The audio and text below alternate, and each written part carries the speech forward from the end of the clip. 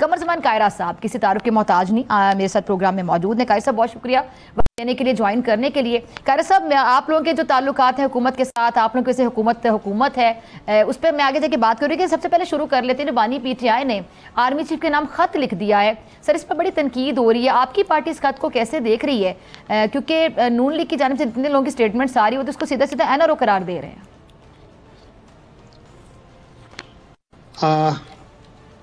बानी PTI की तरफ से खत लिखा जाना कंफ्यूजन को बढ़ाने का या अपने साथियों को और कंफ्यूज करने का एक जरिया है।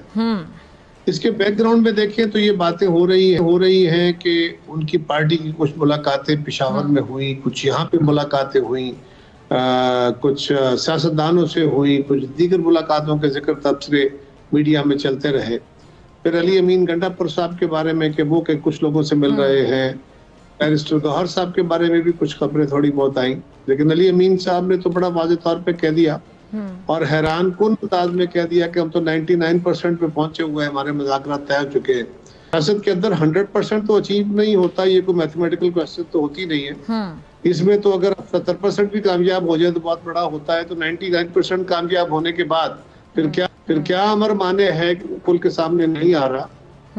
लेकिन ये कंफ्यूजन है। एक तरीका होता है कि अपने दोस्तों को, अपने साथियों को हौसले में रखो कि बस अब ठीक हो जाएगा, हम आ जाएंगे, बुश आ जाएगा, ट्रंप आ जाएगा, फलान हो जाएगा, फैसला हो जाएगा।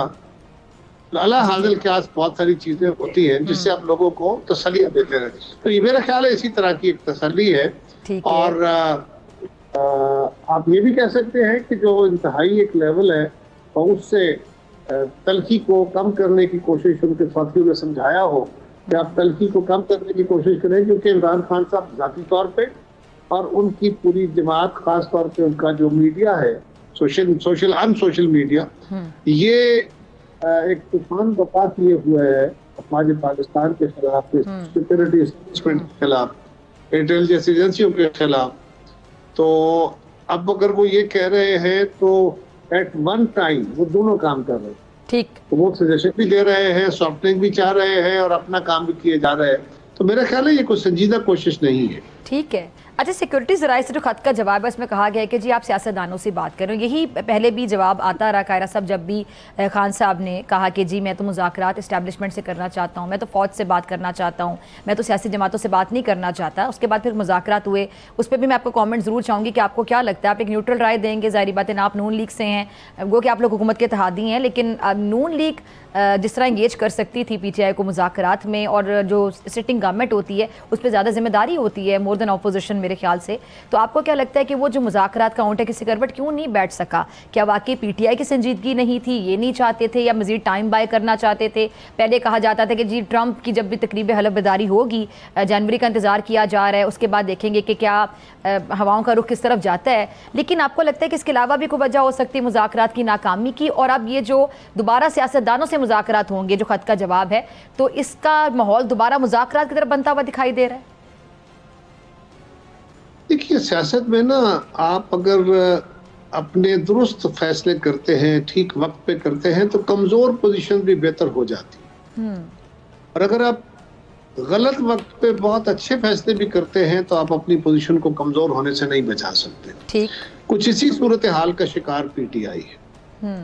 उन्होंने बहुत सारे फैसले गलत वक्त पे किए, जो शायद किसी अच्छे वक्त में होते तो अच्छे फैसले हो जाते, लेकिन गलत वक्त पे किए, गलत नतीजे निकले। अब उन्होंने मुज़ाकरात का अमल, पहले तो कहा कि हम मुज़ाकरात नहीं करेंगे, हालांकि सियासी कुव्वतें ही इकट्ठी होती हैं। तो हम और मुस्लिम लीग बड़ा लड़े, हम इकट्ठे हुए, फिर बाकी जमातें इकट्ठी हुई, तो पाकिस्तान के अंदर सियासी अमल मुस्तहकम और आगे बढ़ा। खान साहब ने इस अमल के बिल्कुल मुतसादिम शुरू की कि मैं इससे नहीं मिलूंगा, मैं इससे हाथ नहीं मिलाऊंगा, इसकी शक्ल मुझे पसंद नहीं है, और जो जहान के बोहतान और इल्ज़ाम थे वो लगाते रहते थे, उनकी दुआत भी लगाती रहती थी। उसके नतीजे में उन्होंने अपने गिर्द एक ऐसा दायरा बना दिया, एक इमेज ऐसा बना दिया कि वो अगर सियासतदानों से, जिनको कल बुरा कहते थे, हाथ मिलाते, तो वो कल क्या क्या कहलवाते।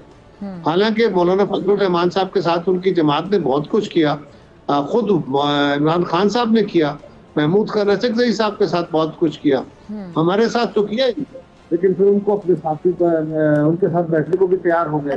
तो ये खैर पैरल चलता ही रहता है, हमारे यहाँ भी ऐसा रहा। लेकिन इस वक्त जो सूरत हाल है वो ये है कि खान साहब की जमात ने मुज़ाकरात पे राजी होके फिर शर्तें रखी। शर्तों के तहत मुज़ाकरात नहीं होते। मैं पहले दिन से कह रहा हूँ कि ये मुमकिन नहीं है। मुज़ाकरात का एक तरीका होता है सिर्फ कि आप अपना एजेंडा रखते हैं, आप अपने मुतालबात रखते हैं, दूसरी तरफ अपना एजेंडा अपना मुतालबा रखती है, फिर बैठ के मशवरे होते हैं, मुज़ाकरात होते हैं, कई सेशन हो सकते हैं और उसके नतीजे में आप एक दूसरे को कन्विंस करते हैं। जहां तक वो हो जाए अब जहां नहीं होता वहां आपको अपने अपने पॉइंट से थोड़ा नरमी इख्तियार करके मिडल वे निकालना पड़ता है। ठीक है जी। पीटीआई ने वो रास्ता इख्तियार ही नहीं किया। उन्होंने पहले शर्त रखी कि हमारे लोगों को छोड़े, दूसरी शर्त रखी जुडिशल कमीशन बनाए।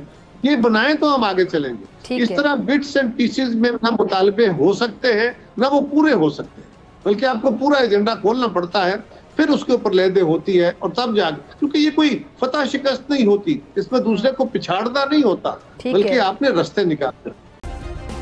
सब्सक्राइब करें और बेल दबाएं ताकि कोई खबर रह न जाए।